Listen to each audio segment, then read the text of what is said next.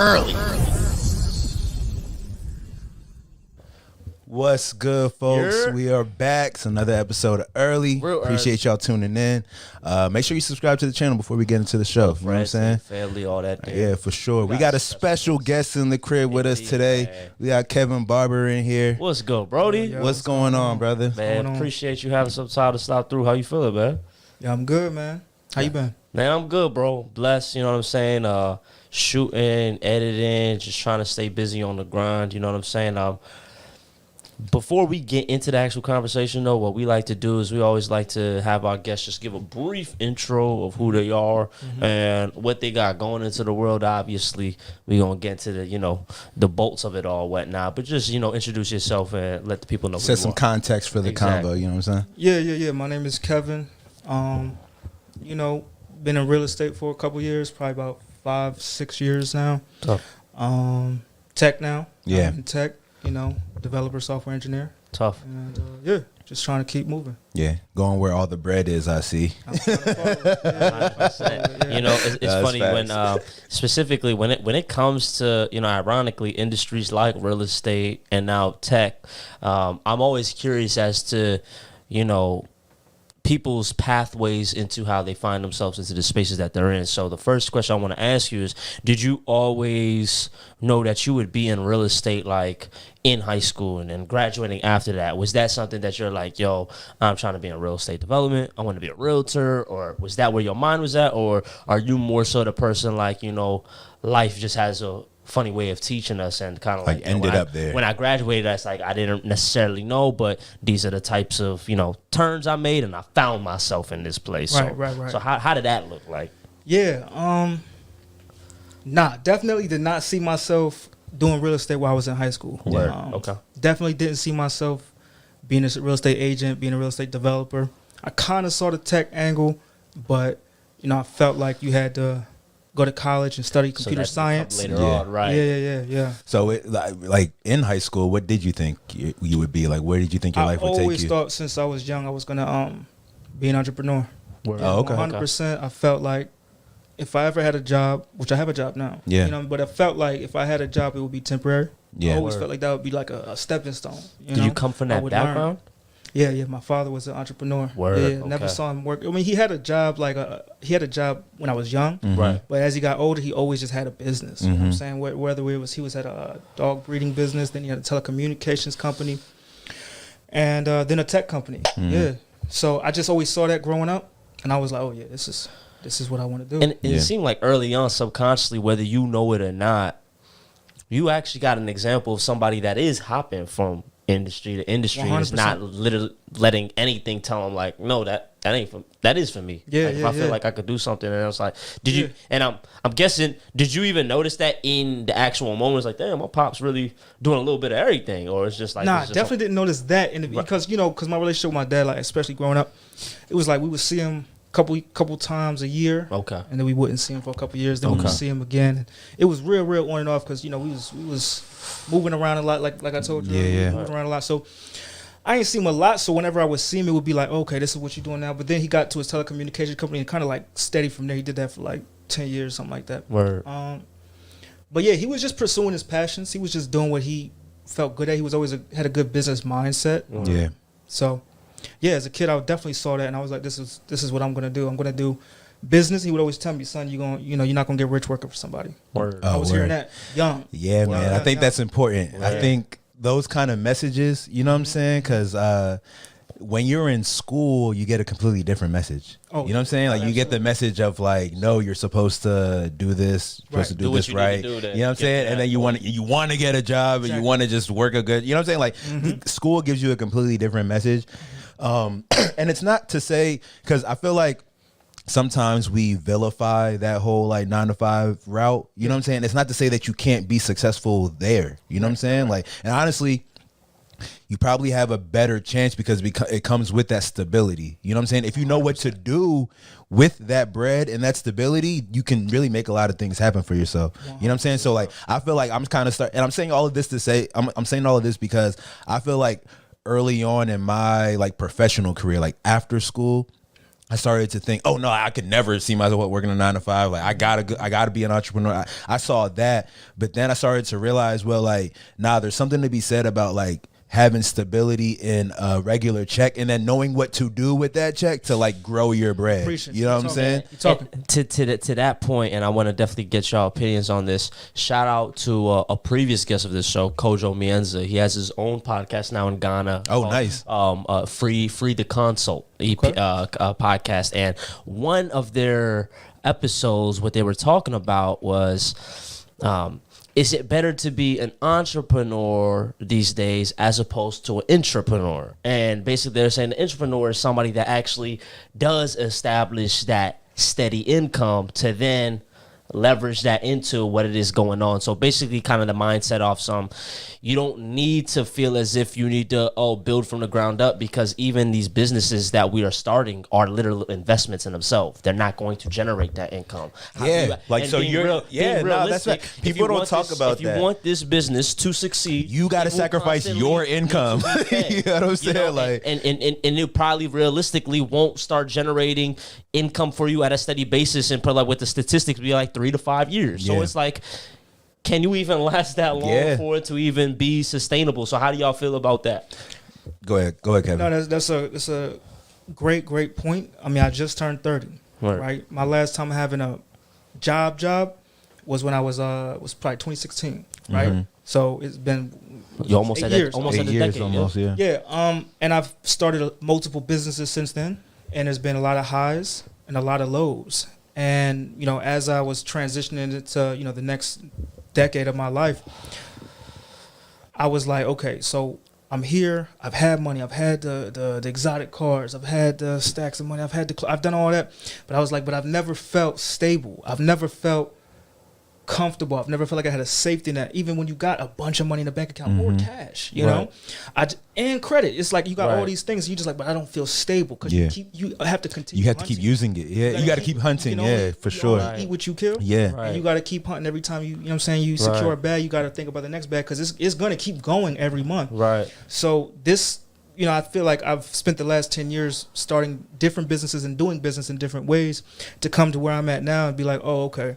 The real key is having the security and the stability of a job and being able to have business on the side or invest in your business so that you could. And a lot of people, you know, they look at me and they're like, oh, I want to go to college. I want to do a business, blah, blah. And I'm like, hold on.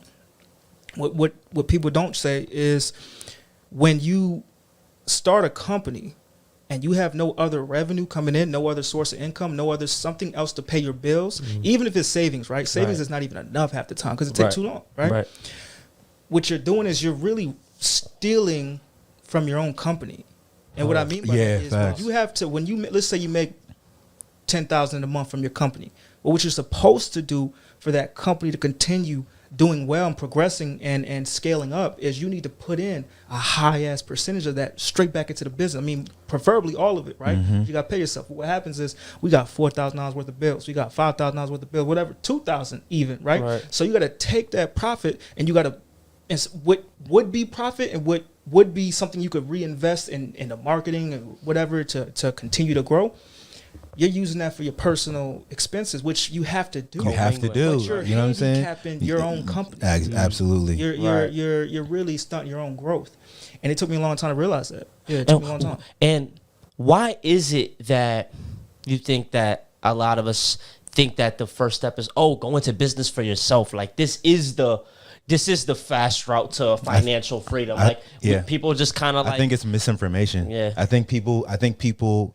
Kind of like you said, Kevin, like if somebody were to not know the intricacies of your business and see you driving around in the exotic cars, all they know is that you have a business. They don't know that, like, you know what I'm saying? They don't know that you're still within you feeling like, damn, like, well, where's my next kill going to come from? You know what I'm saying? They don't know that. They just see what they see. Yeah. And then times you by 1,000,000 because of Instagram. You know what I'm saying? So like 100%. Everybody thinks the path to that is by having a business, but nobody understands like what it actually means to have one, run one, grow one. You know what I'm saying? Like, and let's be real, like most people, they want the results. They don't want the they don't want the process, they want the thing that comes at the end of the process. So like if I see that you have that, I know I want that, I know you did this to get that, and I'm gonna convince myself that all I gotta do is do this and I'll get that. You know what I'm saying?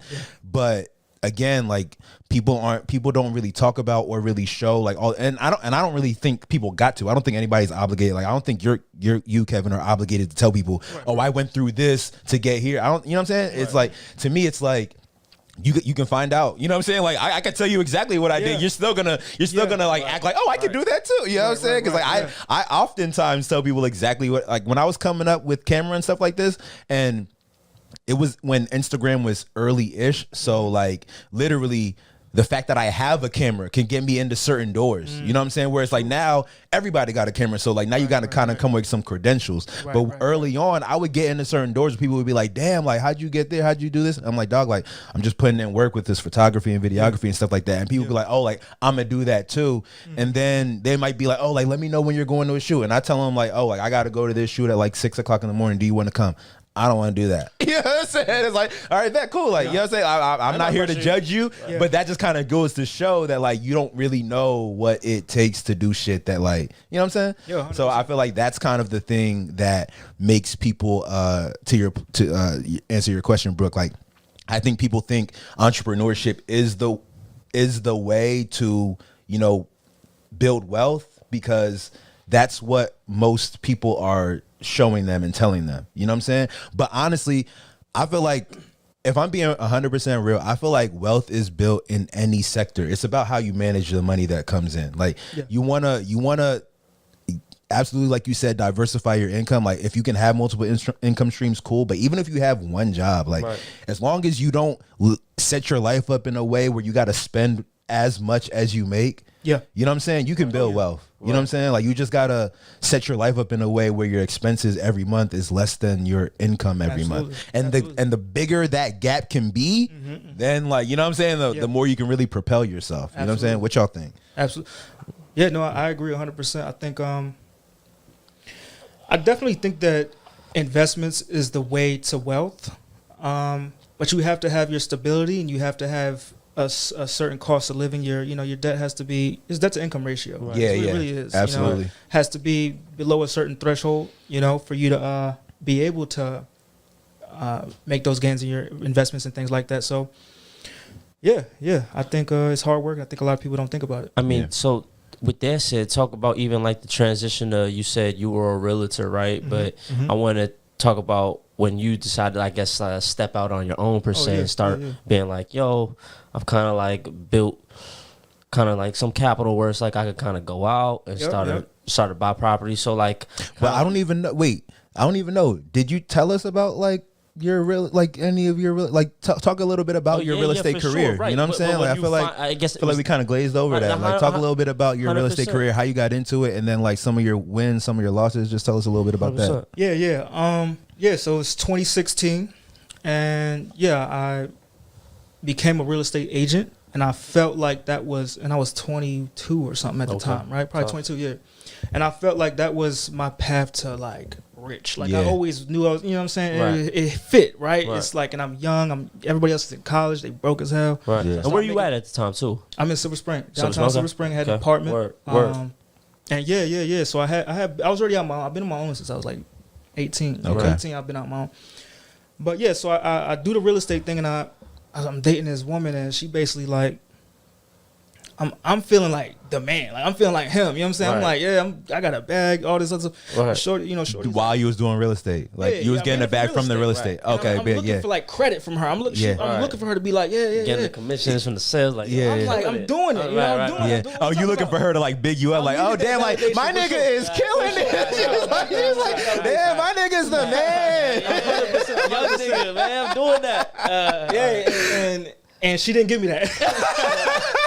No, she was like, well, you need to, she was just like shitting on realtors, right? She's like, oh, really? A realtor though. Like, you a realtor though. And I was just like, what's that? Wait, she was saying that like, she was doing though. She was saying that like, you're only a realtor type shit? She was basically, she knew what I wanted out of life. Okay. And she was like, "You like this is not this ain't the it. win. Yeah, like, yeah, this yeah. is not the win at all. Not even It's close. The stepping stones. I got and you. I had felt like I had done something so major, right?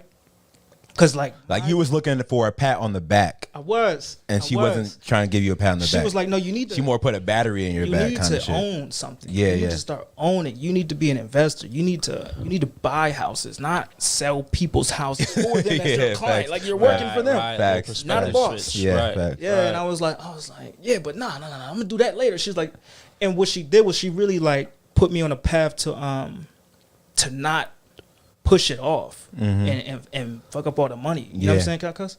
No, yeah, absolutely. Yeah. Like she put me on a path of not fucking the money up. So she's like, "Oh no, you got this check. You just sold this house. You just sold the house. That's good." But she basically put this thing in my head to where it was like, this is just the beginning. Yeah. And I knew that basically if I had started spending that bread like that, I would have never been able to cop nothing. I wouldn't be able to cop a house. I wouldn't be able to put down the money on the house and stuff like that. So that really just motivated me to hit to that next level. And I knew I was going to do it at some point, but she really just accelerated it for me. Yeah. So that's what's up. So that's how I started with real estate. My first, so now that you gave that, the context. Yeah, that's the backstory. Exactly. Yeah. So now get into when it's like, all right, I hear you. Yeah. You know what I'm saying? So what does that look like? I started scraping up the money. I started scraping up a little bit of commission checks here and there. What? First flip was a bust, crazy bust. Did not do well. It was bad. Talk about that just a little bit, just to give people, I guess, the reality of the ups and downs. Because sometimes people are like, "Yo, you put that bread down. Oh, let's go appreciate it." Nah, man, it's a lot of sometimes moving parts to this shit. Hell no, yeah. So first flip, basically, it was in Ellicott City over here. Okay. I just didn't know what I was doing. That's the thing. Like I kind of like was rushing into because I was like, I got bread. I could do this. I'm just trying to jump in there. Right. And also, I'm so young at the time, like 22. I'm like, or 21. I don't even know. So I was like, I could take a L. Like I was just so risky. I was so like I was willing to take risk at any point. So I do the house. Long story short, like I couldn't sell it because I did a JV deal with the owner, so I didn't actually buy the house. This is my first one. I didn't buy the house from her. I do a JV deal, like she signed a contract. I think I know what I'm doing. I'm thinking I'm smart, right? She signed a contract. You're gonna get this much percentage. I'm gonna break you off at the closing table. I put up the money for the flip, all that. Right. She ended up owing taxes on the house, so I do everything. Wow. I do everything in the house. House don't even look that good though, but I hooked it up enough to sell. I got a buyer. They couldn't close on it because she owed taxes. So they take the profit. They take the taxes out of the profit. Oh shit! So I ain't get no money off of that. And I was like, damn. After all that work you did, basically just help you get out of your tax situation. Basically, I was like, this can't be legal. Facts, dog. That's crazy, bro. So that happens. But, I'm like fucked up for like 2 weeks. I'm like, you know what I'm saying? But then I'm like, but I was that fucking close. Right. Like the check, like I did everything right. If I had just bought the house, none of that would have happened. I would have a bag right now. So, I went at it again. But, now I'm like, okay, take your time. Do your research, like do the whole thing. Know exactly what to look for. Know what to look for. You got any taxes on this motherfucker? You know what questions to ask and all that type of shit. No, that's facts. Cause it was funny because it always takes like one or a couple maybe, but like it always takes that like one really like getting your ass kicked to be like, damn, I just wasn't even like you can only blame yourself. Like I didn't ask the right questions, especially when that was the difference. Of course, where it's like you didn't know what questions to ask. That's why they say experience is the best teacher, dog. 100%. Like, you know what I'm saying? Because sometimes you just don't know what you don't know. You don't know what you're supposed to look into. You know what I'm saying? And nah, man, that's crazy. That just reminds me of like times where I'm just like, damn, I felt that for sure. I definitely got burnt. And so it hurt. So I'm like, all right, no, hell no. I was that fucking close though. So I'm still like, I don't know, man. I just keep going. You know what I'm saying? So like you're not defeated. I'm not from defeated. that. I was hurt. You're hurt, but you're not defeated from that for sure. Defeated. For sure. Like, all right, well, okay, gonna do this again, but don't do that this time, right? Yeah. Right. So I started doing the research, market research, and all that. I was gonna really do some shit in Baltimore. Okay. So I'm doing the research and the market research and all that. I'm like, okay, Baltimore, I got this much money. I can cop something for this much. Everything's cheap as hell, but I'm like, okay, but the resale value is not there. So I might have it on the market for. This is back in the day too. I'm like 6 months, might be on the market 3 months, 2 months, because I'm not gonna be able to get the money that I want off the house. Even though I can get it, like the whole essence of business: buy for a nickel, sell for a dime. Yeah, you know what I'm saying? Right. So I'm like, okay, even if I cop for a nickel, I can't sell it for a dime. You know what I'm saying? So I'm like, okay. Nah, I don't want to do that, right? Because like this is like I know I don't got too many chances. You know what I'm saying? I'm fresh off an L. Yeah, so yeah. I'm Right. Trying to do it right. Your next joint gotta be like really calculated. Like, you know what I'm saying? Yeah, like it's gotta really make sense and it's gotta look enticing. You know what I'm saying? It can't feel like another risk like the previous. Exactly. One, I just had to feel like I was not almost leaving guaranteed. no stones unturned. I had to really like do the research and all that. So I did the research, and I ended up deciding on Philadelphia. And you know the reason I saw and that's where you're from originally. Nah, I'm not from there, but I lived out there when I was a kid. Yeah, I lived out there. Yeah, but I settled on Philadelphia because it was something that was drivable. Yeah, I'm out here. I was out here at the time, so it was like a 2-hour drive. I'm like, that's so you could check up on it if you need to. I could check up on it. You know, turn it into me like moving out there. You know. Word. Yeah, it went crazy. Like it definitely popped off. You know what I'm saying? Yeah. No, because you know the story. I got to give you the L's first. Yeah, for sure. It definitely got lit for sure. So basically, like I realized when I'm doing the market research is, you know, you can buy for low, but you can also, you know, the resale value is there, so you could sell it for high, right? So. I start doing the market research. I'm going out there. When you're doing the market research, are you just doing this shit like on a national basis, or somebody give you like intel in terms of like look into Philly like specifically type of thing? No, I had nobody like there to answer questions. You feel me? Right.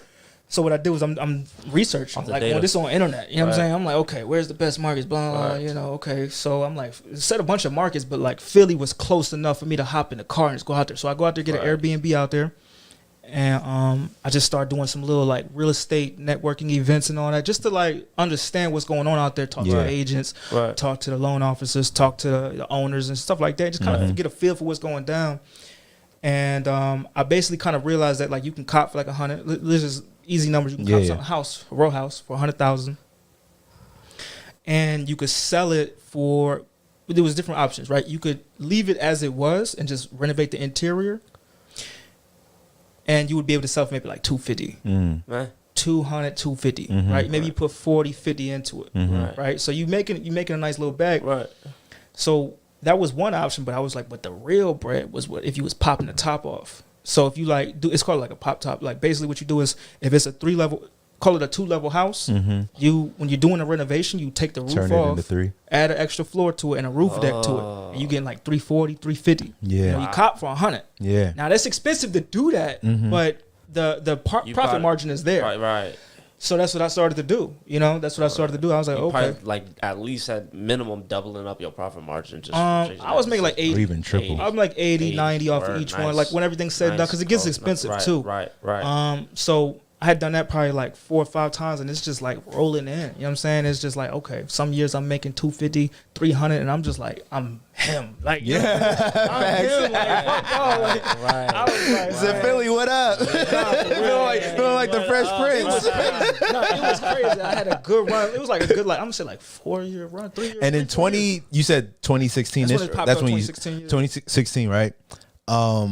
What was the housing market like back then? Because if I got my house in 2020, and based on, you know, that was like COVID time, and everybody was saying it was in the midst of COVID. Like I remember having having to wear masks and like sanitize my hands before having to, like, you know what I'm saying? Like motherfuckers wouldn't let you in their house unless like you know what I'm saying? Yeah. But I'm saying all this to say that like they were talking about how like interest rates were like lovely for buyers back then. You know what I'm saying? What was it like in 2016, like a few years before that?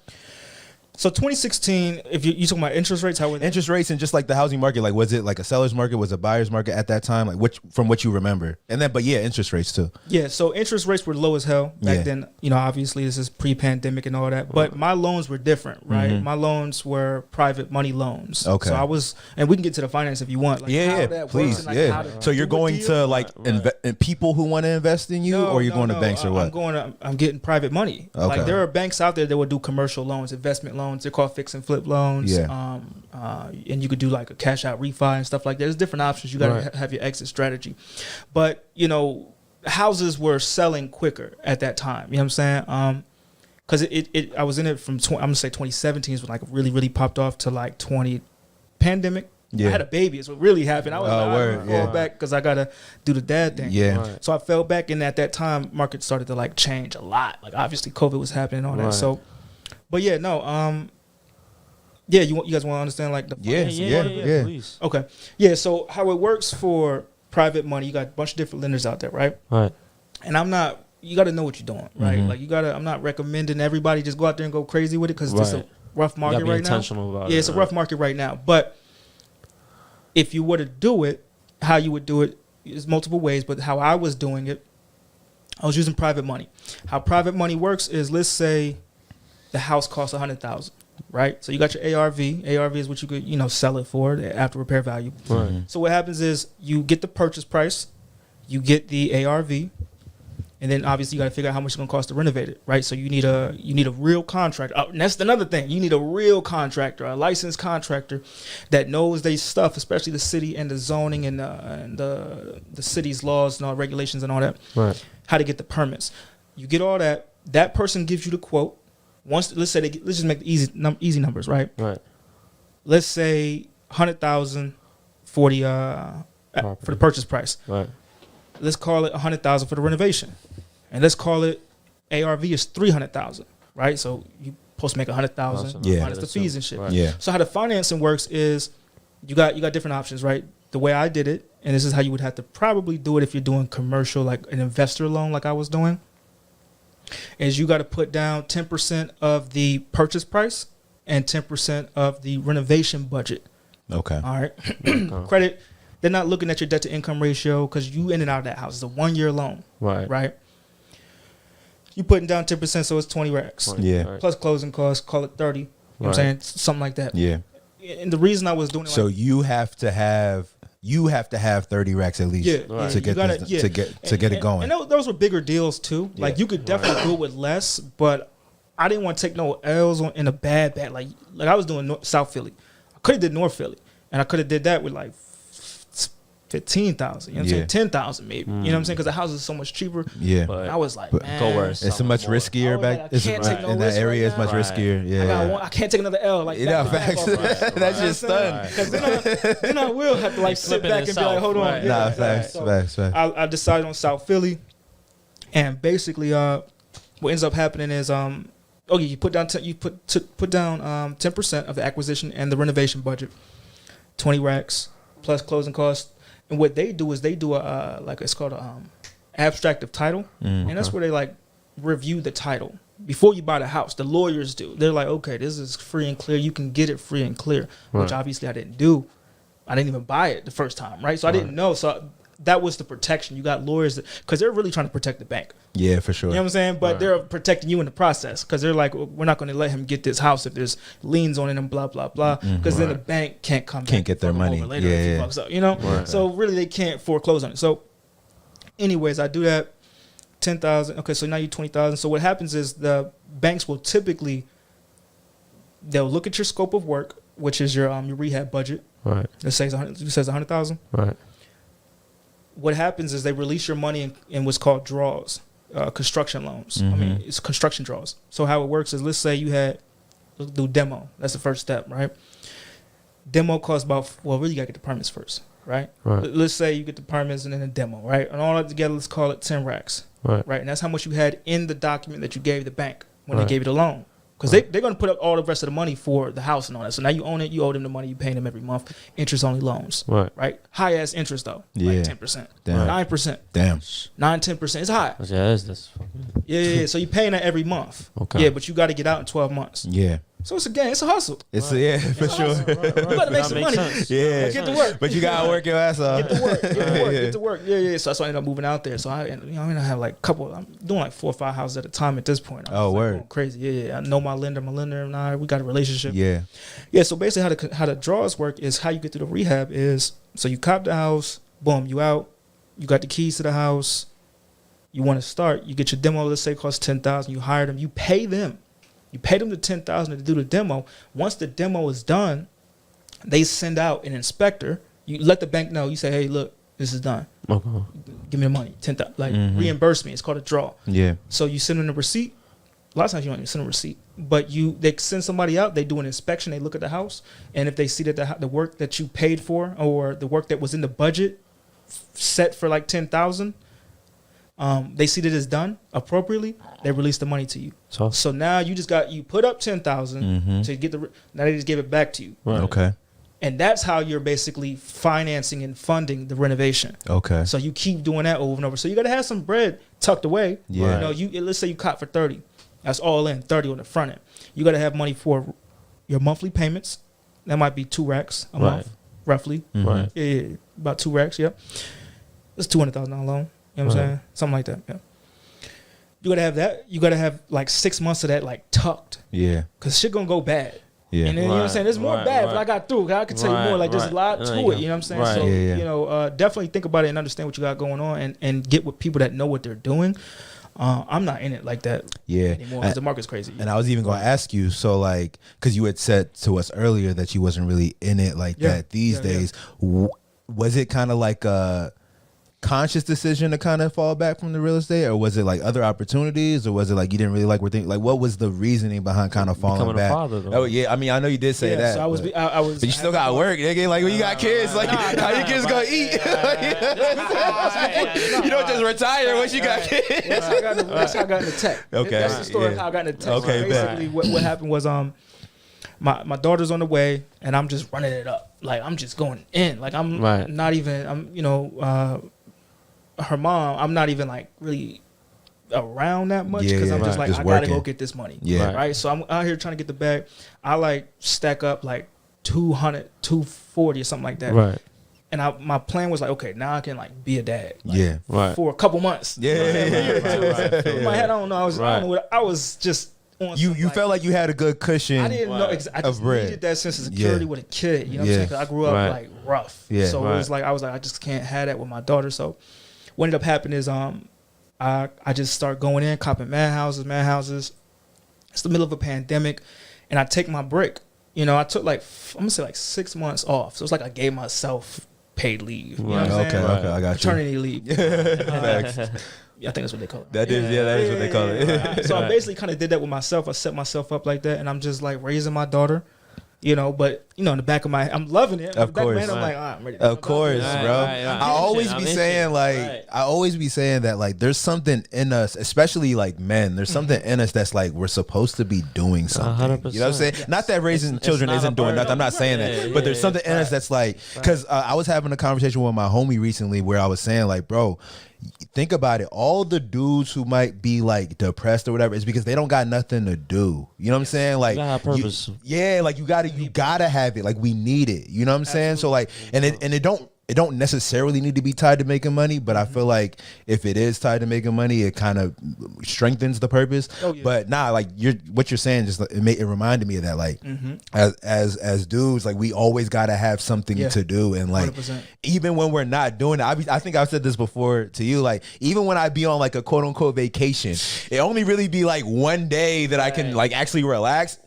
If it could be a 7-day vacation, by day 2, day 3, I'm like, okay, I kind of want to, like, let me get my computer out. Like, you know what I'm saying? Like, I need to do something. It's like, ambition, man. It's facts. 100%. It just wants you to continue growing and pursuing greatness. That's facts. That's facts. 100%. So you on your 6-month little paternity leave for yourself. Yeah. Then what's going on? It. Like I was happy. I was excited, like to be a father, you know, a new father. So I was like, yeah, this is what I'm gonna do. But you know, obviously, I'm planning to jump back out there. So I'm like gearing up for that too. I'm like getting ready. I'm like, okay, here we go. About to jump out there. What ends up happening is I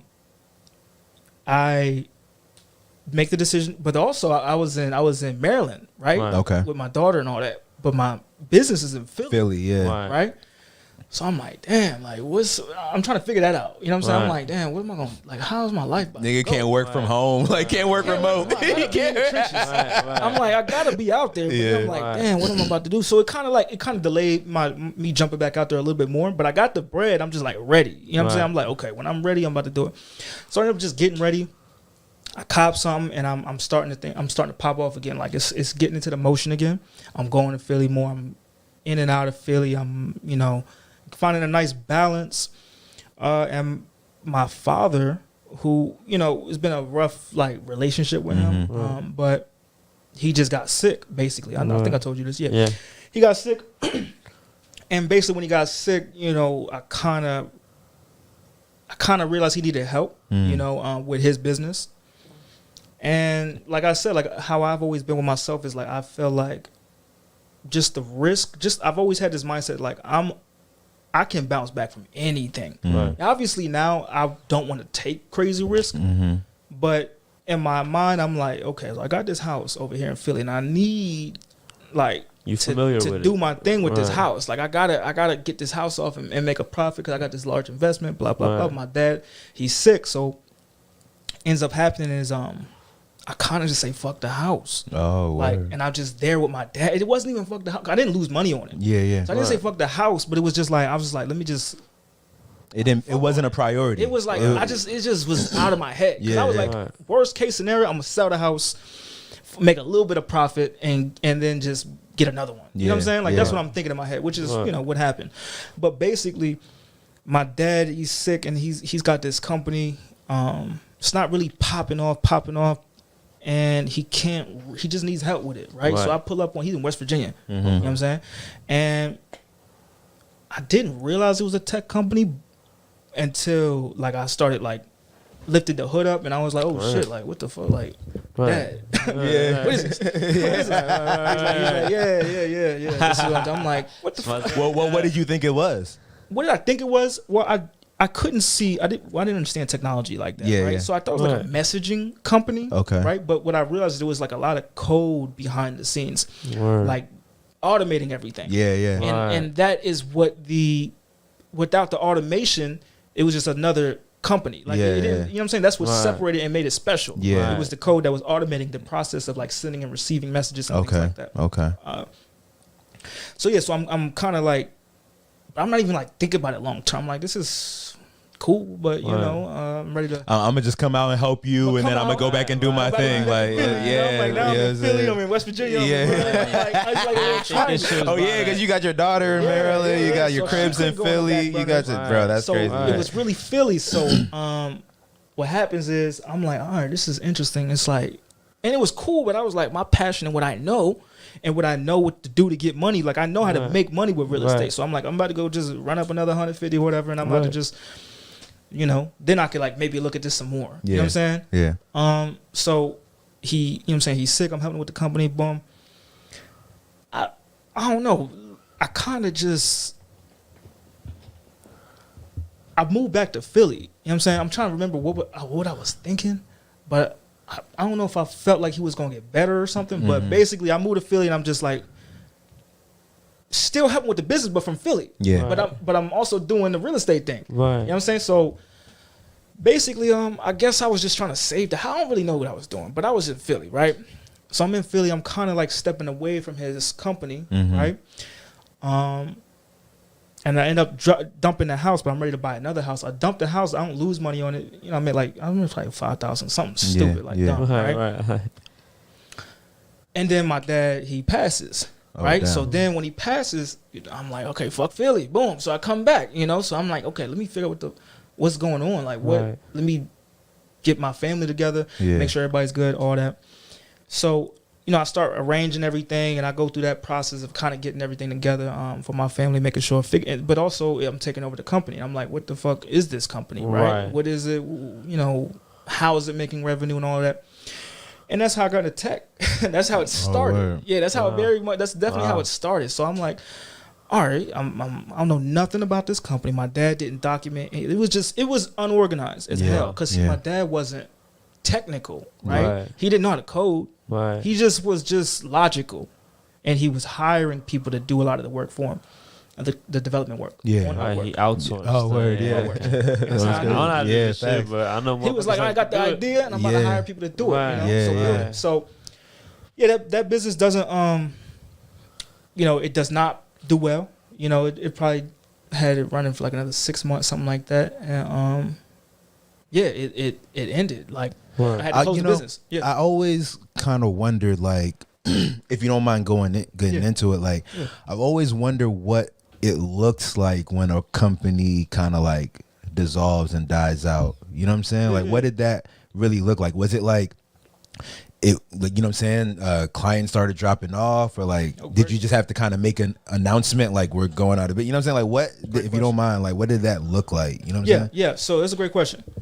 So I didn't know either. You know, so I didn't have a lawyer. I didn't have like attorney, and I didn't have accountants. I was just like, this is the company, and I'm trying to run it because this is my dad's vision. It's my dad's vision, though. You know what I'm saying? Right. It's nothing that I'm interested in. Yeah, exactly. I'm just trying to keep. You're just trying to keep it up. Yeah, exactly. Like, shit, see what I can do, see right? if it's salvageable. And through that process, I'm learning technology and code. I'm like, okay, this shit's extremely valuable, because I'm like, I'll tell you what happened. This is how I realized it was valuable. So there was some automation and like there were some bots, and the bots basically, which like now that I know code, I wouldn't call them bots. It's just code, right? So, but basically, the automation stopped. Okay, right. When the automation stops, the service stops. Right, the service that people are paying for stopped. So I'm on my dad's Upwork.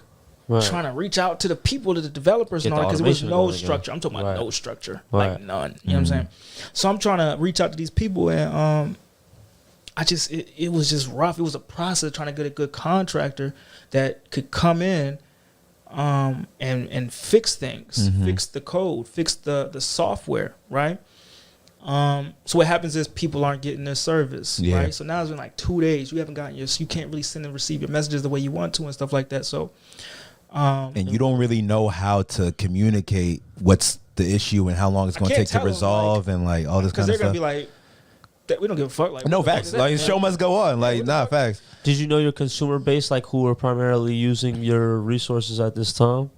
Yeah. Yep. Okay. It was like middle-aged black men and women. Word. Yeah. Okay, so was it dating app? No, I'm just joking. Nah, I tell you, it was an app that allows you to text inmates. Oh, okay. Yeah, because they have access to a computer, or tablets in there. Right. And what we would do is they would go to that portal. They would do it through their little monitor portal. We would just forward the message to your phone. Oh, okay. So basically, just like. Right. Middleman kind of thing. Grabbing it, Oh, okay. Back and forth, right? That's crazy. Because nobody's going to downloading some weird ass old ass app. Yeah. Right? Yeah. Or, you know what I'm saying? Nobody was doing that on the outside. Yeah. People like me and you, the homies locked up. You're not about to like do all the extra shit because facts. Let me know when you can get a phone. But they don't got they go facts. Facts. I'm like, damn. Right. I gotta go to what app? You try it once, it don't work. And you just like, look, it don't work for me. It don't work for me. Yeah. So he was middleman those messages, and it was dope. But like it would go down. So basically, they wouldn't be able to use the service. So I would basically like okay, now I'm gonna give you I'm sending out messages to customers like I'll give you extra 2 days. Right. They get the 2 days, they happy, like, and then boom, another 3 days, and then the service is back up, and I'm like, okay, cool, we good, but then it goes down again. I'm just like, yo, what the fuck is this? Right. So I definitely felt like I didn't know enough to be able to continue to allow it to grow. Exactly. Yeah. So I didn't know enough. So I was like, definitely was like. Realizing I'm in over my head right now. Yeah. You know what I'm saying? I'm like, I don't really know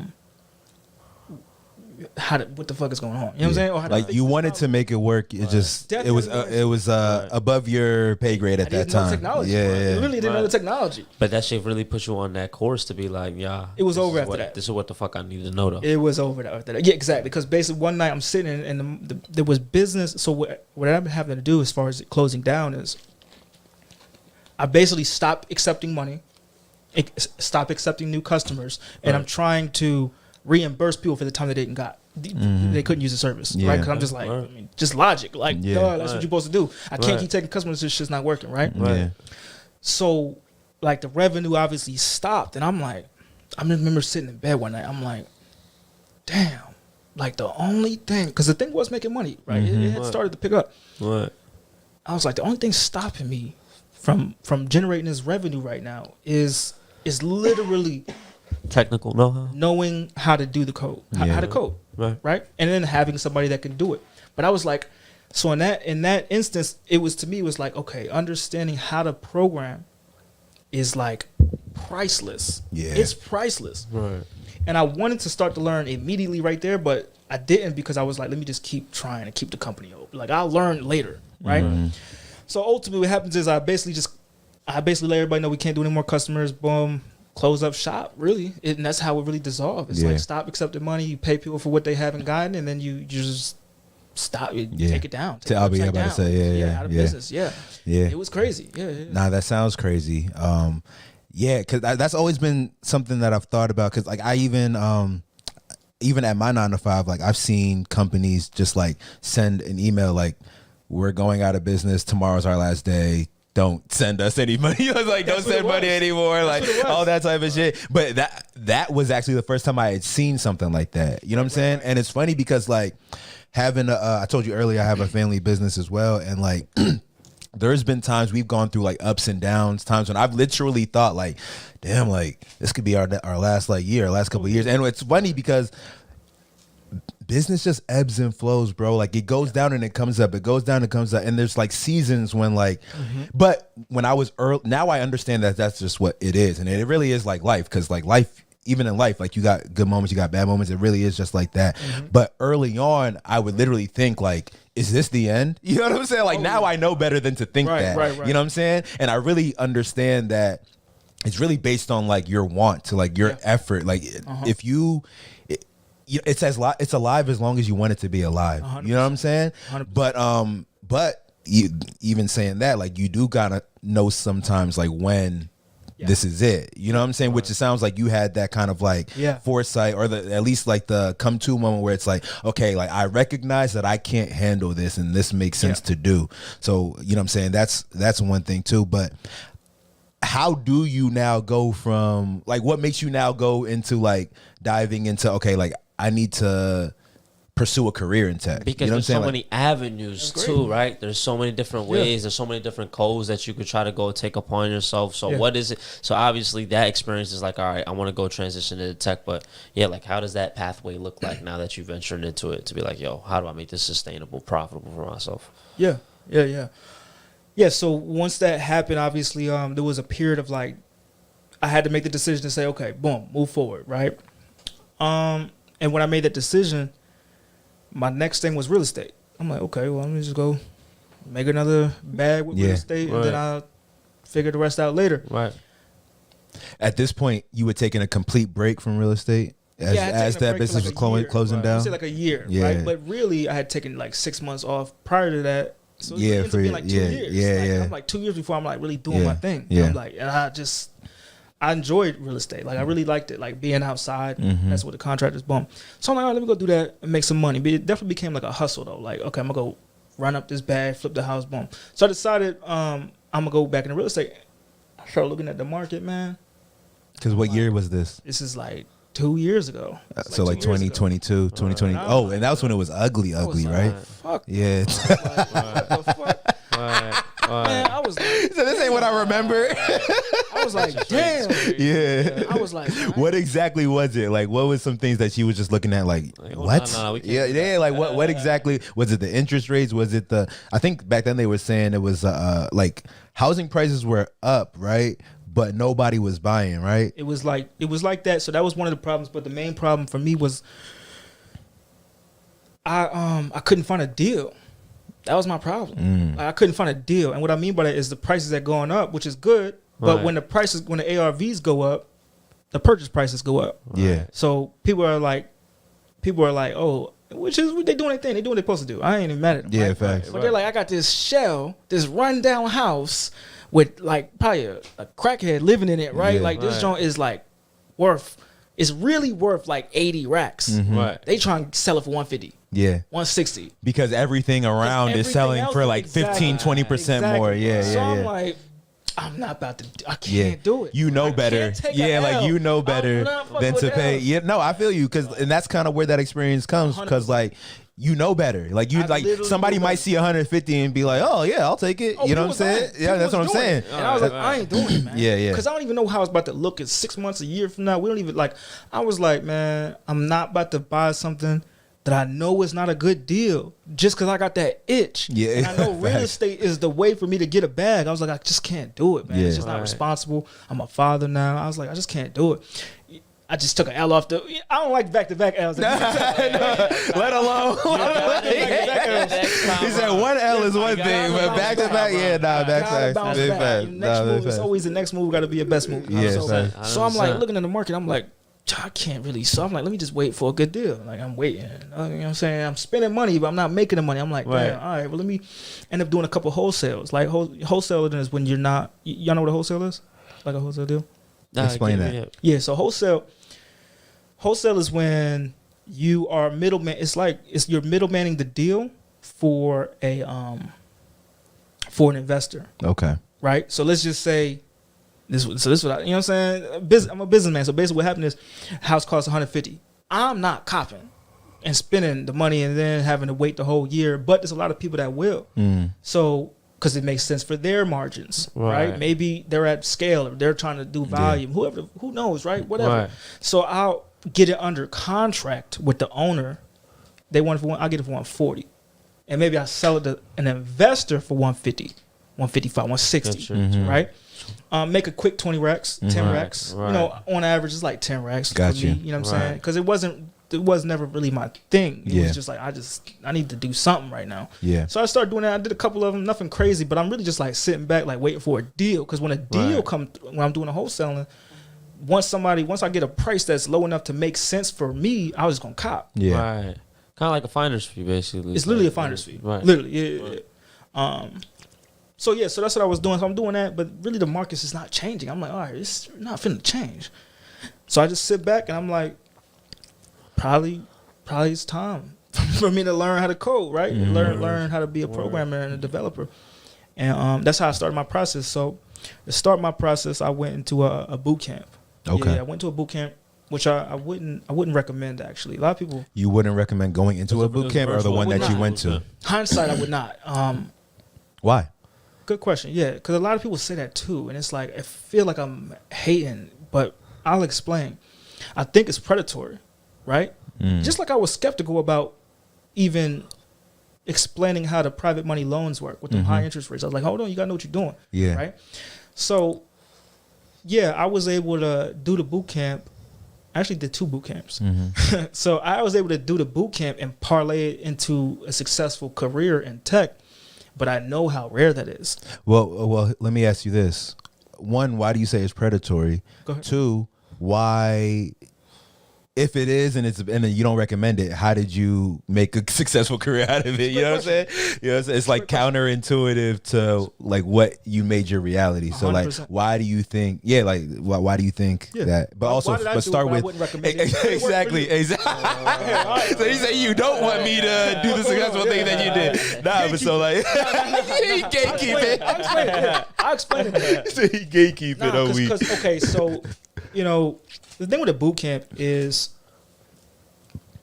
and I didn't know none of this, right? Like at the time, it's really what I mean by predatory is it's a bunch of people that look like us that don't have the prior technical knowledge and skill set to be developers. Didn't go to school for it. They coming in blind. I'm talking about blind as fuck. Yeah, like really blind. You know what I'm saying? And it's like you do that. The price is maybe $17,000, $18,000, right? Yeah. And a lot of these boot camps, just like I be seeing them on like YouTube and stuff like that. They gonna promise you, oh, like basically come here and you're gonna get a 6-figure job after this. It's a guarantee. You know what I'm saying? Like 3 weeks. You know what I'm saying? 3 months boot camp. You're guaranteed a 6-figure job at the end of this. So that 17 racks is nothing compared to what you're gonna be. You know what I'm saying? Anybody you see that all the time. I'll tell you, do not do it if you're gonna do a boot camp. Don't do a 3-month boot camp. Like, and that's where I fucked up. That's what I did too. So basically, what happens is like I feel like even with real estate at times, right? You ever been like at a seminar or something like that, and it's like, damn, you selling dreams. They make it seem like it's gonna be so easy. That get rich quick shit. Yeah. And you know, it feels like that, right? So why is it predatory? Is because they know 98% of the people, 90%, 95%, whatever the hell number is, right? Most of the people that pay that 16, 17 racks, do the 3-month course, are never going to get a job in tech. And they know this. And we all know this, right? Like, but it's like you're still selling dreams.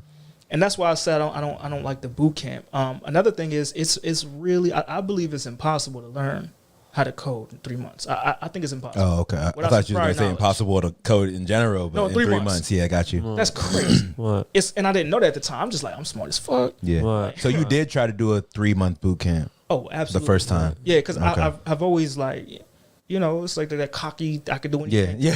Like, 3 months? Yeah, I could do it in 2. Other motherfuckers doing this, right? Watch I can do that. Right. I'm smarter than them. No, facts. That nigga, but then I feel like when you get some perspective and then you start to compare it in terms of what's like talent within the job market, you're like, oh, motherfuckers cold. And motherfuckers in that world would be talented as fuck anyway. They're coding. You know what I'm saying? They're coding. And they're, what really like got me is like they're coding and they don't have jobs. Like they're good coders, good developers. Because call it coding, but it's really just developing. They're developing and they don't have jobs, and they're way better than me. Yeah. And matter of fact, why are y'all even in this? Yeah, facts. What the fuck is going on? Yeah, facts. I'm like, I don't stand a chance. Yeah. You know what I'm saying? Because I'm just like, y'all, you guys already know this. It's like if I went and did a boot camp right now, it's like, but it's I'm just trying to sharpen my sword to get another job. That's how the vibes was. So it's a very, very saturated market, and it's very, very hard to learn. It's really difficult. So my boot camp was 9 to 5, 5 days a week. So you do the 9 to 5, 5 days a week. So then you gotta have money to like. I was about to say, so you wasn't like working at this point. I'm doing wholesales here. Yeah. But like, you can do that on your own time, type shit. Exactly. Like, well, I'll turn the camera off. I'm gonna make a call. Like, yo, boom, I got this house. This is the, you want it. Right. Let me know in 2 days. I need the final answer. I'm doing the business deal on the side. And basically, to keep just enough to pay the bills, you know. So I invested this money in this damn boot camp, and I'm 9 to 5, and then it's truly, and I'm not being negative because I tell you the key, because I'm gonna tell you the keys after this, like, I gotta tell you, like, you gotta understand, the hardships of it for sure. But basically, it's 9 to 5, 3 months. What's happening is really trying to drink water from like a fire hose. It's just too much to learn. It literally just too much. And they're not gonna say that. Why would they? They can't actually. They can't. Because now it's like fraud or scam, right? Now it is predatory, but they know it is if you have no prior knowledge. It's just too much to learn, and I'm a fast learner. Eventually I did my thing, Right. But in the process, you're like, oh, this is like, it's demoralizing. You know what I'm saying? It's demoralizing because what's happening is you learn one subject. This is the 3-month one specifically. You learn one subject. It's completely brand new, high, like a very complex topic that you're learning at 9 in the morning. By 1 p.m., you're doing work on that. And by like 3 p.m., you're learning a new topic. Oh, shit. You got homework on that new topic. Then in the morning, 9 a.m., it's a new topic. Completely, you're not even going over what you just learned. Yeah. And I was like, it's just too fast. Like, it's just too fast. Like, there's not enough time to absorb what the fuck just happened. Yeah. Because you have to shift gears to the next thing. So once you actually realize that the boot camps weren't necessarily the best way, so would you just say like what, YouTube University, just being self-taught, having discipline? Or well, what was that second one like? What was the second boot camp like? Oh, where? Right. Very similar. Was it 3 months? 6 months. 6 months? I didn't stay at that one though. I didn't finish that one. You didn't finish that one? You said I was there for 3 months. I already had a job after that. Oh, you got a boot camp? You got a coding job by the time? Oh, I got a job. Well, how did that happen? Yeah. You doing the work probably outside of boot camp, right? Still just studying. Yeah. Right? So reinforcing. And this is the key. This is like the real key to like just programming and being a software developer in general. Some of those people. Yeah, I had a lot of life experience, right? Right. So some of those people, there's multiple things I want to say about like just how I was able to get a job, or why I think I was able to get a job. Yeah. A lot of people can code very well, but they're not good, and better than me, but they're not good programmers. And what I mean by that is they're not good engineers. They're not good problem solvers. And I didn't realize that that's what they were lacking. I had no idea, right? Because I'm like, they could like just write up a fucking algorithm in seconds without even looking at the computer. They're just going, right? And I'm like, Stack Overflow. Okay, grab this. This is the syntax. Where's the colon go? I'm like that, right? But so I'm like feeling like dumb compared to them, right? Like dumb remedial. Right. But when we're solving problems, it's obvious to me the solution. But to them, they're like, "Oh shit, that's a great idea." I'm just like, "How the fuck y'all didn't?" So what I realized is they can't solve problems.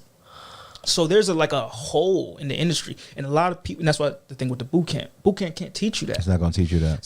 So the coding aspect, in my opinion, is the easiest part of software development, right? Even now, my current job, I was able to.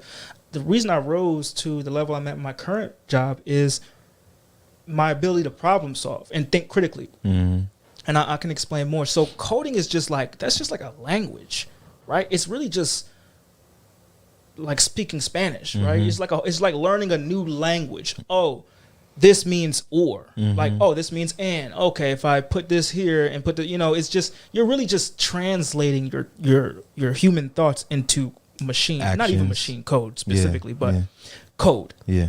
I was gonna say, would you say, like, I'm trying to make an analogy in terms of, people you say that know how to code really well but can't problem solve. Would you say that maybe you just like cut the fat and they do all of this so much when it's like, yo, all you had to do is just this right here. Just make it kind of simple for whoever's going to. Yeah. I mean, I think because of my history and my past and my life, right? I think I have an ability to just see through the clutter and find a solution, right? And then I'll build on that solution. And we could talk about how it kind of relates to like my current job and stuff like that. But I realized that was a thing. So that was the first thing. I was like, okay, I might got a little edge. Like, y'all motherfuckers, like, y'all smart as hell, but dumb. Like, not dumb, but you know what I'm saying? Recognizing this in your job or in the boot camp? Nah, I recognized it at the boot camp. But I'm like, y'all are like, I'm not even comparing myself to y'all anymore. I do think it reminds me a lot of these folks who like they know all the terms, they learn all the things, but like you said, like if we're going back to the Spanish analogy, right? It's like I might know all the words in Spanish, but like if a Spanish speaker comes and asks me for directions, can I give them directions? You know what I'm saying? Exactly. It's like I can't put sentences together, but I know what hola means. You know what I'm saying? I know all the words individually by themselves, and I might even know how to put like a generic sentence together. Exactly. But could I have a conversation with a Spanish speaker? You know what I'm saying? Like 100%. It's kind of the vibes that I'm getting. You know what I'm saying? Yeah. And so exactly. So I'm like, okay, damn, y'all kind of it's like a common sense thing to me. But my cousin, he kind of like motivated me to get into the tech as well. He had said something to me. He's got a big job with a big company and all that. And at the time, I'm like, what do you think? Well, he's like Kevin, like he's like you're already an engineer. You are an engineer. You do everything like an engineer would. Like all the engineers that I know, they're thinking like you, talking like you. It's very methodical process, and it's like structured and all that. He was like, you are an engineer already, you just gotta learn how to code. I was like, okay, yeah. So I learned to code, boom. So basically in the boot camp, I'm like, I don't know, I was like, damn, it's like y'all don't know how to really solve problems. So I'm kind of like seeing an edge for myself, but I still can't code like them. So I do the other boot camp, and while I'm doing the other boot camp, it's the same thing again. And I'm like, okay, like, there's a hole here, right? So then I'm like, well, I ain't got another 6 months to be waiting, you know what I'm saying, or learning how to code. I'm gonna just see what I can do. Oh yeah, you're just gonna put yourself out there. Also, like, money motivates me. Like that's what is gonna get me to lock in. Yeah, I'm not looking for the certificate. Like I'm looking for like if I can prove that I know enough to like get hired right now, I'm gonna just do that. Yeah, because like to this day, like I don't tell people about a boot camp. Yeah, I'm just doing it here so I could like fast. But interviews, I'm not even saying boot camp. Yeah, and people are surprised by it. Why didn't you say that? I'm like, hell no, I ain't telling that. Yeah, but I would even ask, like, because you said you don't recommend going to boot camps, how would you recommend somebody learns the code, or would you not even recommend it? It's like, is it more of like a calling kind of thing? No, I think here's the other thing. I do think anybody can learn how to code. Okay. So I think anybody can learn. Now, learning in 3 months, I think it's just unrealistic. Yeah, let's throw that part out the window. But learning How to would code, what would you recommend somebody do if they were trying to start from scratch? I mean, there's so many free resources out there. Oh, okay. And what happens is it's tough because a few of my friends, I told them to get involved in and go through a process and all that. But the thing is, it's like everybody feels like they have to learn from a person telling them. Like they need I felt like that. Yeah. I was like, nah, fuck that. I got ADD. Like I'm not about to just be. I need somebody to teach me, walk me through it. But you don't, and it's very difficult to go through the process of learning. Like, how would you do it? Code Academy, free Code Wars, Leap Code. I mean, there's a bunch of like free resources out there. YouTube. Don't get in tutorial hell where you're like, you know what I'm saying? You're just doing tutorials, following them all day long. But you got to look for the solution, right? You got to try to figure out, okay, if I'm watching him build this, like, you're not tracing. Right? Don't just trace. Like, you want to understand. Think about what it is. Why and how what he's doing on this video why is it solving the problem? So the first thing is you got to sharpen your problem solving skill set and then just learn for free online. And then once you've done that, if you want to go do a boot camp just to sharpen your sword, like, okay, that's cool, to refine your skills and just like see where you at with it. That's good. That would be good because you're not going thinking that's the thing that's going to make or break you. Right. That's just a bonus if you want to spend that bread on it. Right. And I would even say I would like, I'm kind of asking at this point, like, also, do you see value in being around other motherfuckers? Like, even if they're not like the best coder. I mean, you said there was people who actually could code their ass off there. Do you find value in being like, was this like online or remote or whatever? Yeah, but so were you working with other people, or like were you just like watching videos, learning? No, I was working with. So you working with folks? My boot camp, my boot camp was 9 to 5 on camera. Yeah. Okay. So my question is like, the people who would be like doing the free resources or like YouTube and stuff, you're not working with like other folks. You're just watching. I was, but it wasn't helpful. Oh, okay. So it didn't matter. Not $16,000 worth. Yeah. Type helpful. Right. You know what I'm saying? Yeah. Because they also don't know what they're doing. Yeah. They're just like But motherfuckers like learn from other people's mistakes and stuff like that. Now, it's very helpful. Yeah. Because they know what they're talking about. Like you don't want to be the smartest one in the room. Like, you know what I'm saying? You want to be able to learn from the people around you. You want to surround yourself with people smarter than you. Got you. So that you can continue to learn from them. Got you.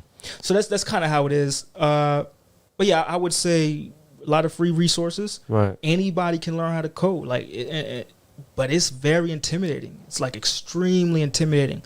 Because it's hard. It's very, very difficult. 100%. You know?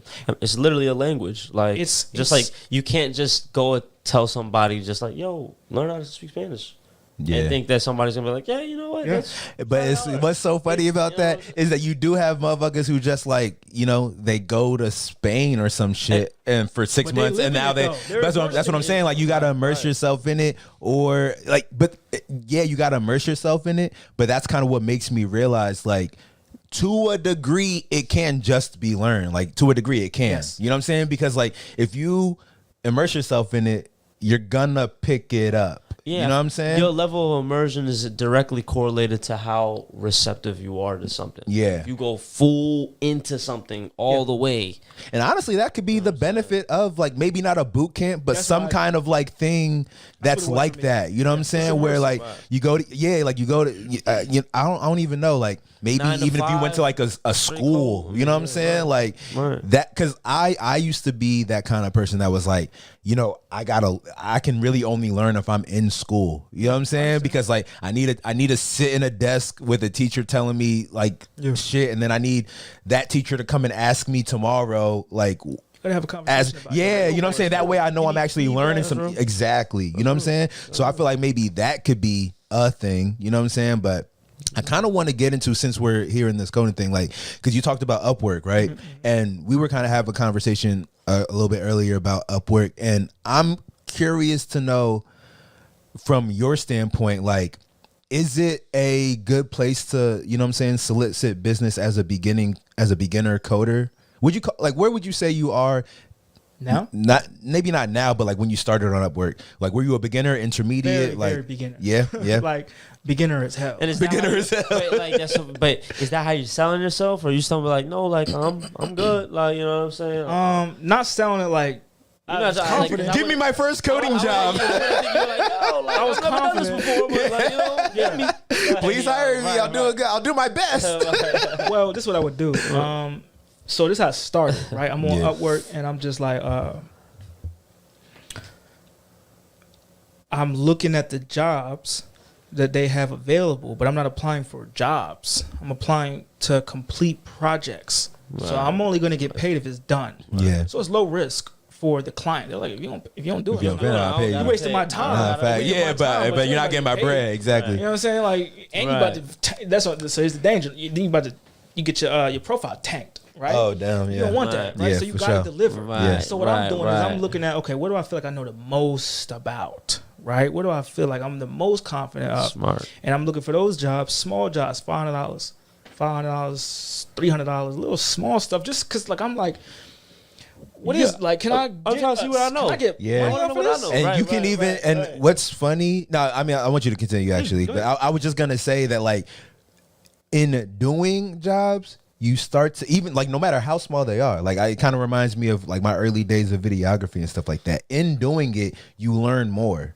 You know what I'm saying? Like you learn so much more. Absolutely. Like you know what I'm saying? That's so how like you learn it the most. exactly. That's how you learn. When you say how do you learn, you go build some shit. Yeah. That's 100% hands down. Even in Just disappointing people, because like sometimes like I would make a video. We talked about this where like I might make something and the person like rips me a new one because it's not what they thought it was gonna be or it wasn't up to whatever. It doesn't happen all the time, but it happens sometimes where I'm just like, damn, like I thought I did good on this. But like, yeah, exactly.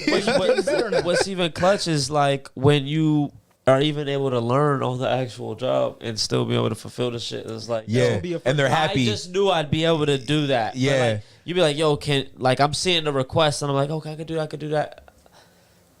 I don't know, but I think I can. I could do that. So boom, and it's like, don't worry, I'm actually gonna go ahead and figure that shit out. Just be resilient, and then it turns out they'll be like, yo, that's exactly what I needed. Like, facts. Now that I feel like that kind of reinforces. Like within you, you're like, all right, bet. Yeah, I could do like, this. I definitely got this. Yeah, for Keep sure. Keep shit in stride. And I feel like within this, right, while you're taking these jobs, would you say like now that's giving you even a fair sense of what it is that you could charge for your services, right? Because at first you're like, yo, whoever's paying, I'm just trying to show y'all that I'm serviceable and that let me get a good track record because I know that they keeping this stat. But over time, like, would you say now you're like, all right, I'm starting to know the value that I'm actually bringing to this, and how do you go about even pricing what you're worth on a site like a Upwork? Yeah, that's a good question.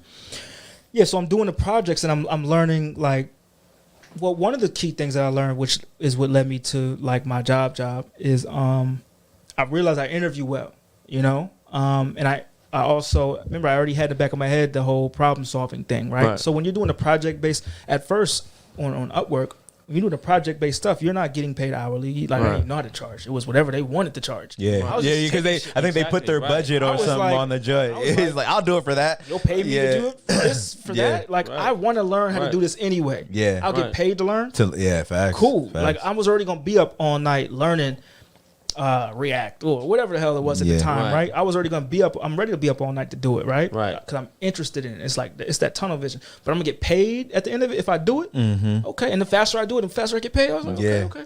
So I was like, I'm starting to take little small jobs, $300, $500, and then I'm realizing like, okay, I can kind of interview well. Like I'm like, they're giving me the job. Why are they giving me the jobs? I'm like, why the fuck are they giving me the job? So that's like, okay, another edge. I'm like, okay, Kev, you could talk, you could problem solve. You're building that skill set, the hard skill set of like coding. Right. But you got these other things, right? So it's like, okay. So now I'm more motivated to learn. I'm like, so then I do more interviews, $500 here, $1,000 there. Boom, I do probably $5,000 worth of stuff. And then I do another interview. And this one is not for this is for a longer term job. This is for like a 3-month job. And I do the interview, and I kept a lot of the recordings too to just look back on. Right. I do the interview, and it's like it's serious. It's a company. You know what I'm saying? I was like, oh shit, like what the hell? Like it's like a panel on Zoom. I'm like, crazy. Wow. So now I'm nervous. You know what I'm saying? This is a real role. We got shit. Gotta make sure the right one. Yeah. So they looking, they all staring at me, and I was just like, yeah, you know, I'm doing my interview thing, and then they're just like, and they're like staring at me. They're like, okay, well, we'll consider you for the next one. But because they're asking me questions. They're like, do you got this? Do you know that? And I'm like, nah, I got this. I don't know how to do that. I can learn this, you know. Right. And they liked me, and that's what I took from the conversation. Right? I know they liked me, and I was like, they wanted to hire me bad. Yeah. Like they wanted to be able to hire me, but they couldn't. They couldn't because I didn't have certain things. Yeah. Right. And they couldn't. They was like, "Nah, fuck that. We're not about to take a chance on you." I like you, but like, you know what I'm saying? Like, we need a job done. Like, you know what I'm saying? We need a job done. Like, you're a good guy, but I'm like, I get off the interview, and of course, I'm like, hurt. I'm like, they're not calling me back. But I was like, but they wanted to hire me. So now I'm more motivated. I'm like, shit. As soon as I learn this and can demonstrate, I'm gonna get a job. Right. I be thinking like, shit, all I gotta do is get y'all on the phone. Like, you know, all I gotta do is get a meeting and I can close the deal. I can get the interview, I can get the job. That's how I'm thinking. I'm like, all right, so now I like put my head down. I'm like, okay, now you start learning this shit. Like, fuck all the little dumbass jobs. Like, go for the big fish. Yeah. So I do a couple more interviews for like longer term jobs. They're not jobs actually. It's still contracts, 3 months, 2 months, whatever. So I do that, and I'm getting a bunch of no's, and getting a bunch of like offers for like small stuff, right? And then probably get like do like another $3,000 worth of jobs. So it's probably like $6,000-$7,000 worth of like job, little shit, nothing crazy. And then I do an interview, and it's a developer, and it's like 2 guys, right? One is like the OG, and one is like the younger guy. Right. And they're asking me questions and stuff like that, and I'm just like, oh yeah, I can do this, I can do that. This is what I'm really, really good at. Oh yeah, because I'm built up my skills now, so I'm like, okay, I can do this. Oh yeah, I've done this, blah blah. Look at what I built. Look at what I did. They're like, okay, but do you know? They asked me if I knew C#, and I was like, C#. That's your first time hearing about it? I'm not sharp. It was my first time. I'm not sharp. I was like, C#. I didn't even know what it was. I didn't know what it was. I'm weak. Oh my God. Looking at the book like, which one that is? Which one is that? No, I said C+. No, C#. I know C minor. Nah, because I used to see the fucking, and I was like, oh, that's what that like. So it's the C hashtag. You ever seen that language anyway? I've seen the C+. It's a C hashtag. Nah, okay. That's C#. Word. Yeah, I didn't know. And I was like, oh, that's what the fuck that was. I was saying C number sign. But anyways, that's C#.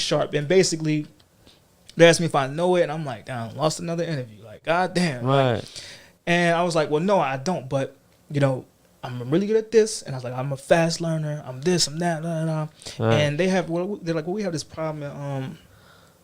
You know, we're trying to do this and this, but we're not able to. And I'm like, like common sense solutions. Right. They wasn't the solutions we went with, but they're like, you're giving them solutions. They was like, oh, this motherfucker's not. He's trying to like, he's a thinker. Like he's really, really a thinker. Cause I notice I do this thing where I like start looking up, and I'm like, they can see me literally thinking of the answer. Right. And so one of the guys, he's like, so you know I do APIs. I was like, yeah, I mean, I know how, but I'm not the best with it. You know what I'm saying? But I learn fast. So I keep telling them. Yeah. And they're like, okay. So APIs, you could put some APIs together. But I was like, yeah. You know, if you in time, you know. Yeah. Right. And they look at me and they're kind of staring at me, and I'm just like, damn, like you thinking you lost it? It's slipping. It's slipping. Away. Yeah. Right.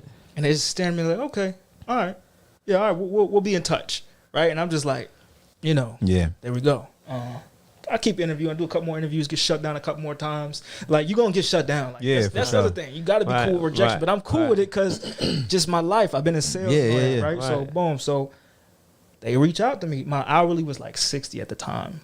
Right. 60 an hour. They were like, hey, yo, 60 is a little high. Can you do it's 55? And I was like, hell. Yeah. 55 an hour. And they're like, okay, yeah, we've got a job, you know, let's do a month, and let's see how you do.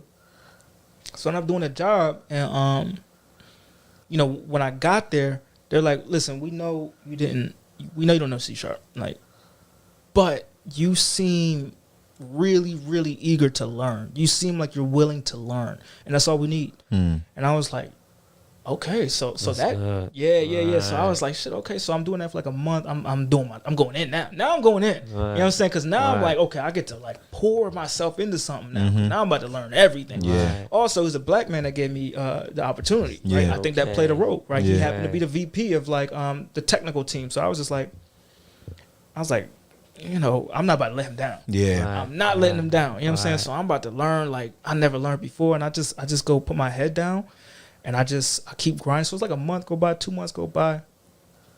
And I'm solving problems, like real problems. Tough. Like real problems. And I can give you some examples. Like, I know these motherfuckers damn. I'm overshadowing like the other devs. And I'm just like, man, y'all have been doing this for so long, but it's like y'all are blind spot. They're so zoomed in. Right. They're so zoomed in. They're trying to fix the bug. And I'm like always thinking big picture, so I'm thinking about the architecture.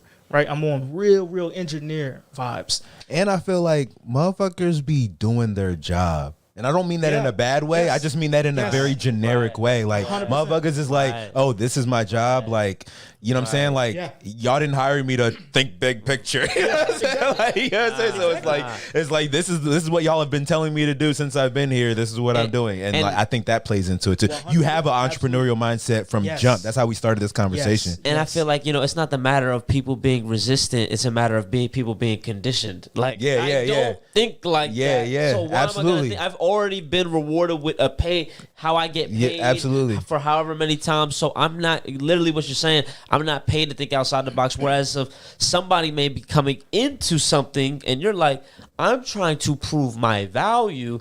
And sometimes I feel like you could come into situations where you find it like surprising. I was like, yo, y'all ain't never just take a step back and be like, there's a solution sitting right in front of y'all face that actually expedite this, make this shit way more easier for yourselves. But y'all are just so accustomed to doing what y'all naturally They're not. They're go ahead. doing what they're told. Yeah. And that's what I was gonna say. Like I feel like oftentimes people, it's not like they're turning off the problem solving thing in their brain. I don't think it's ever on. Yeah, I don't think it was ever on. Like it was like it's more like yours has always been on because you're an entrepreneur. So to your point, Brooke, like I don't necessarily, you know, obviously I don't know what you were thinking at the time, but you know, the little rack, like you got the little joints on the side to make. Oh, like with the walls and stuff like that. Yeah, like that's how you only allowing yourself to think. Instead of seeing the whole spectrum. And but if I'm thinking about like if I'm Kevin, like I'm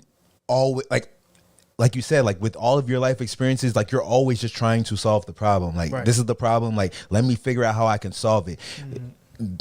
The whole like impressing, you know what I'm saying, the VP and like getting on his radar and all that type of stuff. I feel like that's all residual stuff. You know what I'm saying? Like that comes because you're thinking like a problem solver. Whereas like other folks who are just like employees, there's risk that comes with like presenting a solution and that solution don't work. You know what I'm saying? Like that's a risk in and of itself. And a lot of folks just don't take, you know what I'm saying? Like we're talking about entrepreneurship. It's all about risk. You know what I'm saying? It's all about trying a solution. And if that solution don't work, you know what I'm saying? Try another solution. If that solution don't work, try another one. Like you don't really, not that you don't feel pain from failed solutions, but like you just know that just shows you that doesn't work. Let me try something else. Whereas like somebody who doesn't have that conditioning, they think if I provide this solution and I get it wrong, I could be out of here. You know what I'm saying? Like that could very well be their thinking. It's true, but it's very true though. It's actually is that true in the tech world? Like if you, I think so. Because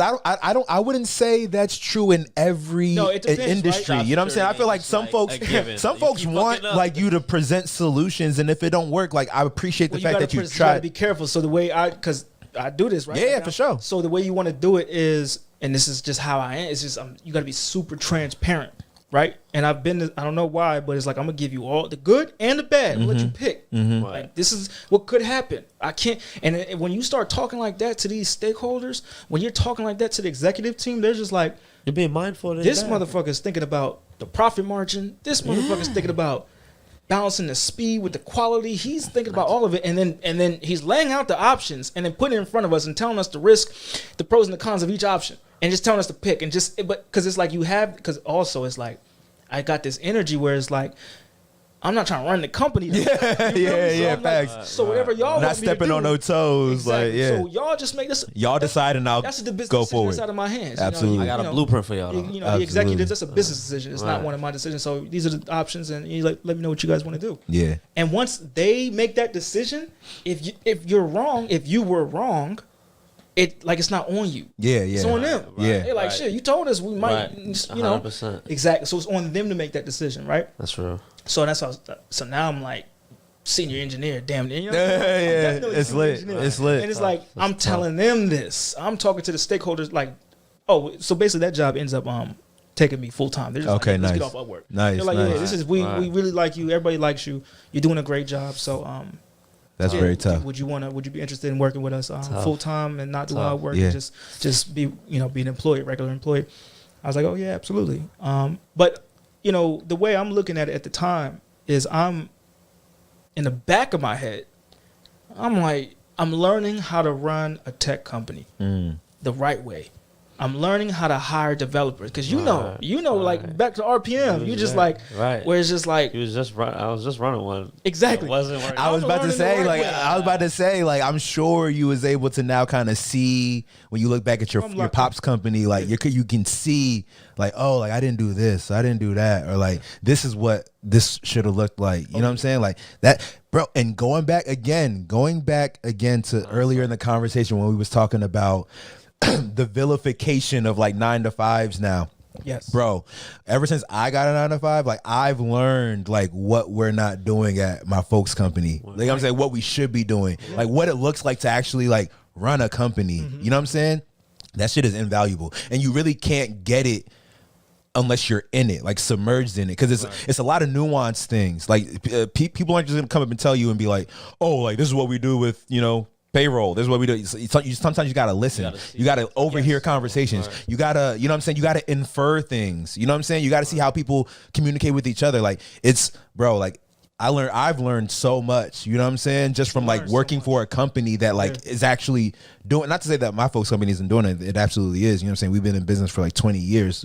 You can't just do, you know what I'm saying? Yeah. I'm just saying that like when you learn from like a real corporation, it changed. Like you see that structure, bro. Like it completely. It's like I took glasses off, or I put glasses on. Even you know what I'm saying? Like I can see clearly now. You know what I'm saying? Absolutely. That shit's crazy. Yeah, no, that's exactly what it is. And I'm the whole. They don't know this because I don't want to scare them or nothing. But I'm like, this is a stepping stone. Yeah, you know what I'm saying? Absolutely. I'm about to cut my teeth here. I'm about to learn how to I'm about to be great here, and then I'm gonna go build something. You know what I'm saying, for myself. And I think that's what most people understand. Like when you got a star on your team, like like you just gotta take advantage of them while they're here. I don't mean that in a bad way, but just like you gotta use them while they're here. You know what I'm saying? Like they're not, you know what I'm saying? Like this isn't the worker. You know what I'm saying? Like this is the lifer that's gonna be here for 25 years. Like, you know what I'm saying? I'm sure they know, but I'm sure they're not mad. Like, you know what I'm saying? Like I'm sure they're not mad at it. Like they just understand. Like they probably look at you like that was me. You know what I'm saying? Like I was that. You know what I'm saying? The current VP, the one that actually like gave me the shot. Yeah. He's older. I think that's what he saw. He was like, oh, he's me. He got the vision. So like as I'm at the company and all that, and they bring me on full time. Well, now I'm like, I'm trying to solve every problem I got now. Like I wanna under, and it's not even. I'm trying to solve a problem. It's like that's what motivates me. I don't know. It's like I want to. It's something. It's riddles. Yeah, coding is a bunch of riddles. Right. Like through code, right? And it's like you have to think about all the different variables at play here, and it's very like scientific. That's what computer science is. It's very scientific. It's very, I don't know. It's just very logical, and it's clear, and you get a lot of like a dopamine release when you solve a big problem. Yeah, I was like, I know it must feel really validated when like these solutions really lead to like tangible effects. You're like, man, bro, like I see what my work actually did. You have no idea. Like my the VP, he'll DM me, and he'll just be like, and you feel bad, but you're just like, that's what's up. You know what I'm saying? Yeah. He's like, hey, thank you so much. One time he gave me a project. He was like, yo, we got this project. We got a demo, for a client. Potential client, we're trying to close this deal. You think you could do XYZ? And like the next couple of days, I'm like, what we need? Boom, what we need? I was like, yeah, I could do that. And I do it. And like maybe a month later, he was like, everybody gets on a call with me. Like they're all like in the middle in our regular stand up, but like not the regular. It's like our monthly meeting. It's called like L10. But basically, everybody's doing a meeting. It's a weekly thing. And then basically they're just like, shout out to Kevin. You know, they're recognizing me in front of everybody. Shout out to Kevin. He you know, he was able to lock in and do this and this, and we were able to close this deal because of it. You know, based off what he built very quickly, you know, and you know the money's like hundreds of thousands of dollars. So of course I'm like, you motherfucker. In my head I'm like, I just built some shit in a week. Yeah. And y'all sold it for 100,000. No, not 100, couple 100,000. Yeah. You know, because you know to a higher, you know, my company we process transcripts for higher ed. Mm-hmm. So all these colleges and stuff like that, they have budgets and stuff like that. So I was like, okay. Definitely finna have my own shit, you know what I'm saying? But it felt good because it's like, wow, like you on the right path. It works. Yeah, it works. I have a skill set. And it was just something I came up with. You feel me? So, yeah. That's tough, bro. Yeah, that's mad inspiring right there. I mean, with that being said right there, you know what I'm saying? I feel like that's just the perfect place to even just like ask like one of our even part of questions, like what do you intend to do now? What are your plans for the future? You know, from the like, you know, I guess from a midterm and even like from a long-term perspective, how do you want to, I guess, parlay all of these things that you've been doing with your past experiences, current experiences? Yeah, dive back in the real estate game.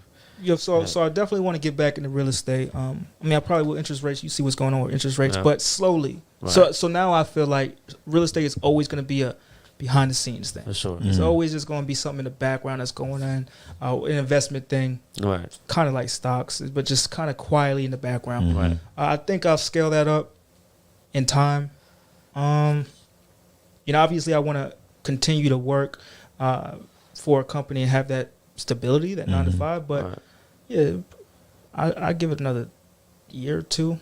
Year or two, I'll have a tech company of my own. Yeah, and it'll be bringing in that revenue. So, yeah, but I'm gonna get all the experience. I'm gonna learn. I'm gonna add value now, and you know, maybe even the first year or two of running that company, I might have another software engineering position somewhere else. You feel me? Right. Because a lot of software engineers, they're able to work 4 or 5 hours a day. Like you know, and I definitely could. Right. Sometimes I do, but you know, I'm trying to push myself all the time. So yeah, probably secure another job and I'm gonna make something pop. Like some type of tech company is gonna pop. I'm just trying to think of a good idea right now. Right. Over the next year or two, I'll be getting those skill sets. This is me like watching the market. Like, okay, this is what we need. This is what we don't need. This is what the team would look like. This is how we run the company. To me, it's like right now working for a large company that's bringing in millions and millions of dollars every year and being a key part of that. For me, it's like it's like boot camp, like the real boot camp. You know what I'm saying? It's like a paid internship, a highly paid internship. You know what I'm saying? So I'm just like highly paid internship. Yeah. I'm looking at it like that. Like this is all lessons. So nah, that's very dope, bro. Kevin, man, really appreciate you coming on. You know what I'm saying? This has been a dope conversation for sure, bro. This was dope. This was where can people like follow you, keep up with the things that you got going on and stuff like that? Yeah, I'm real low key. I don't really have. I mean, on Instagram. They'll see it. Yeah, they'll see it. They'll see it right in the little banner. They'll see it. It's gonna pop up in the joint. So. Sure. Nothing crazy. Just my IG. Yeah, I hear that. All right, bro. That's a bet, man. More success to you, bro. You know what I'm saying? Again, definitely appreciate this conversation. We'll have you on when you got the tech company. For sure, yeah. You're going to have to come and promote that joint. You know what I'm saying? For sure. He going to be wearing the shirt and everything. Yeah. Shit, bro. Make sure y'all know. Nah, that's facts, bro. But that's going to be it for today's episode. Make sure y'all subscribe to the channel if you have not. And we'll see y'all next week. Early.